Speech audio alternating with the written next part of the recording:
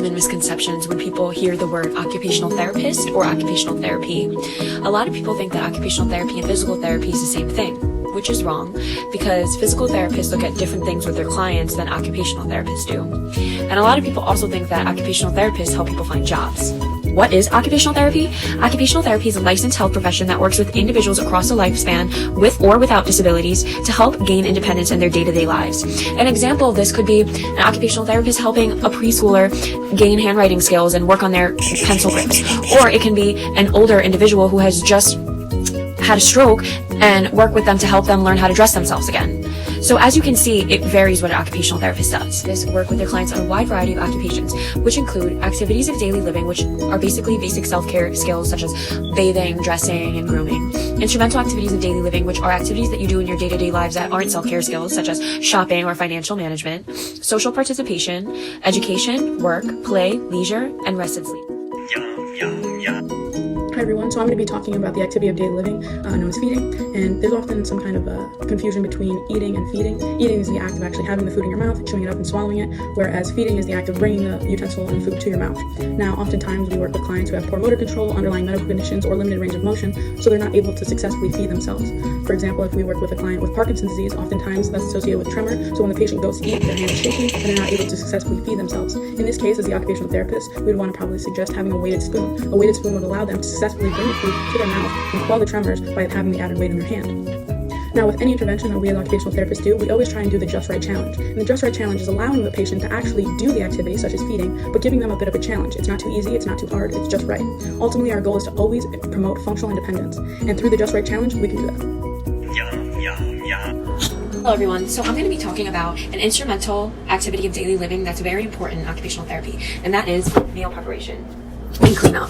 And meal preparation is very important because in order for somebody to be able to live independently on their own, meal preparation and cleanup is something that's very crucial that they should know how to do. As you can tell from the items that I have laid across my counter and my pan, I'm going to be making scrambled eggs. So when preparing a meal such as scrambled eggs, there's a lot of things that go into this activity that your normal day-to-day person wouldn't even think about. And there's a lot of things that an OT would look at. For example, your sequencing, which is your steps and your timing. So obviously, you are going to have to crack the egg in order to even make the scrambled eggs. And there's a lot that goes into this activity that the OTs need to look at. For example, when you're holding the egg, you don't want to be like strangling the egg to the point where the egg cracks in your hand. You want to have a light touch and do a simple tap that has just enough pressure, and you have to be able to take your two fingers, so in my case I'm using two thumbs, as well as holding the other portion of my eggs with my fingers to crack that open. Next, you want to make sure that the stove's on medium heat so the pan's heating up while you prepare your scrambled egg batter. So another thing that an OT would look at when preparing scrambled eggs would be a client's wrist function and mobility, because whisking an egg has a lot of motion that you need to be able to execute in order to complete this task of making eggs. Another step that you take when making eggs is using your oil or your butter and plopping that on the pan, your scrambled egg mixture, and place that on the pan. So once your egg starts sizzling and you have your egg on a medium high heat, you're going to take your utensil, and this is when you're just going to start scrambling it up. So if you can see, I'm doing a lot of wrist motions, and I'm moving my arm a lot to get these eggs to be scrambled. So you're going to grab a plate. I took the eggs off the stove because they're cooked. I'm going to transfer this onto the plate. Ensure that you shut off the stove. Now the final step, after I have prepared my eggs, I'm going to clean up. So I'm going to throw these egg shells in the trash, put this back in the fridge, put this pepper in the cabinet, as well as rinse all these dishes and put them in the dishwasher. As you can see, there's a lot of steps that go into preparing such a simple meal such as scrambled eggs, as well as doing the cleanup. Hey guys, so I'm going to be talking about an instrumental activity of daily living that is very important to people who are animal lovers, and that is taking care of your pet. Occupational therapists can help clients gain or regain skills necessary to take care of their pets. Some people face challenges when taking care of their pets due to poor strength, range of motion, and due to underlying medical conditions. We see the client struggling to lift the heavy bag of dog food and using poor technique in doing so. This could cause injury and can be difficult for people that have poor strength or range of motion. An occupational therapist can help modify this activity by having the client use a scooper to pour the dog food into the dish, which is lighter and easier to use.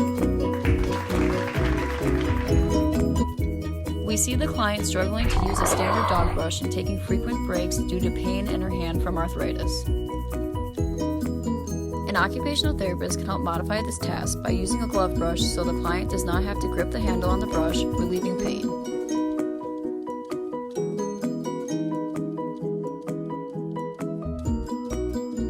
Angelica. Hi, Faiza. So due to COVID-19, this is how we're going to be socially participating. So we're going to talk about the occupation of social participation and how important it is for our clients and ourselves to interact with our peers, family, and friends, and how we as OTs can help our clients through the use of promoting social participation in all areas of their life, including school, work, and home. Occupational therapists can help their clients by working on their communication skills, helping to identify their strengths and weaknesses, and actively promoting our clients to engage in social activities that are meaningful to them in their everyday lives. Occupational therapists work in various settings, and one of those settings include a school. They can also provide push-in or pull-out services in schools. Push-in services is when the therapist works with the child in their natural environment of the classroom and helps the child with what they need help in to participate in their education fully. They can work on children with their handwriting neatness, especially for children who suffer with dysgraphia. Occupational therapists can work with children on handwriting skills, and they can do this by having children trace over dotted lines on a chalkboard or on a worksheet. Occupational therapists can also work with a client to participate in their education better by helping them work on their grasp. For example, a client who doesn't have a functional grasp for their pen or pencil could be gripping their pen or pencil like this, which would cause them to be more fatigued and they wouldn't be able to write as much. Occupational therapists can help with education-based occupations by working with individuals on helping them gain organizational skills, help an individual come up with strategies to help them focus, such as noise-canceling headphones. If an individual is too hyper or all over the place, they can recommend deep proprioceptive input with items such as a weighted blanket or weighted vest, or even some auditory stimuli to help an individual relax and concentrate. When an occupational therapist is working in a school to help work on the occupation of education, they don't have to necessarily work one-on-one with the child. They can also work with the teacher to intervene with the class as a whole. Intervention for education doesn't have to necessarily be in a school. It can be in an outpatient clinic as well, or home-based services. Hi, my name is Devay, and the two domains I'm going to be talking about is work and play. So, work hard, play hard. Whenever I tell someone I'm studying to be an occupational therapist, they go, "Oh, so you're going to help people find jobs?" Yes and no. So a part of being an occupational therapist is helping people with their work. But what that means is that sometimes with disease, trauma, or accidents, or injuries, physical and cognitive impairments can develop. This can affect a person's ability to return to their work or find new employment. So through intervention, occupational therapists can help clients develop skills that will help them complete job tasks or meet job expectations. So yes, helping you make money helps occupational therapists make money. Mr. Sylvester Williams is recovering from a hand injury after accidentally slamming his hand in the door. Mr. Williams is a typist and told his occupational therapist his goal is to return to work. After occupational therapy, Mr. Williams was able to return to work. However, he might need more occupational therapy if he doesn't find better back support in the future. The second domain I'm going to be talking about is play. Play is very important, and occupational therapists use it in intervention to promote child development. Play is actually the primary occupation for children, and it helps them learn physical and social skills. Play also increases imagination and problem-solving skills that further develop in adolescence. Josh is playing hide and seek with his brother. They are taking turns counting. Hopefully he doesn't look behind the pillow. Hey guys, so I'm going to be talking about a leisure activity that can help improve an individual's physical and mental well-being, and that is yoga. It is very relaxing, and occupational therapists can help improve the individual's posture, strength, flexibility, and improve their physical and mental well-being in order to live independently. We see the client struggling to complete the movements due to poor strength, range of motion, and balance. This could increase the risk of falls and injuries. An occupational therapist would start by using gentle yoga to help improve flexibility, strength, and improve muscle tone and poor balance. We would start by guiding the movement, bring the patient over here, and having a sturdy chair if she has poor balance or if she has poor strength. By teaching these safe techniques, the client will be able to do these movements independently and on her own. Hi everyone, so I'm going to be talking about the occupation of sleep. So we all know how important sleep is and how important it is to get good quality restful sleep every night. If you're able to get good quality sleep, you're more likely to be able to perform well in your everyday life. So if we're working in a clinic and we see that our client is drowsy, fatigued, they're not there with us, we might ask them if they're getting enough quality sleep. And if they say no, that would lead us to do an assessment to see what areas of sleep are affecting their ability to get quality sleep. So we might ask them, what's your bedtime routine? What's your sleep hygiene? Do you take a lot of naps? Do you have a noisy environment? Is it hot? Is it cold? And this would all help us in assessing what areas we would need to address. Sometimes it could be as simple as getting them a weighted blanket. Weighted blankets often give you a calming effect and help you fall asleep easier. If there's too much light in the room and that's affecting their quality of sleep, suggesting an eye mask would be really great.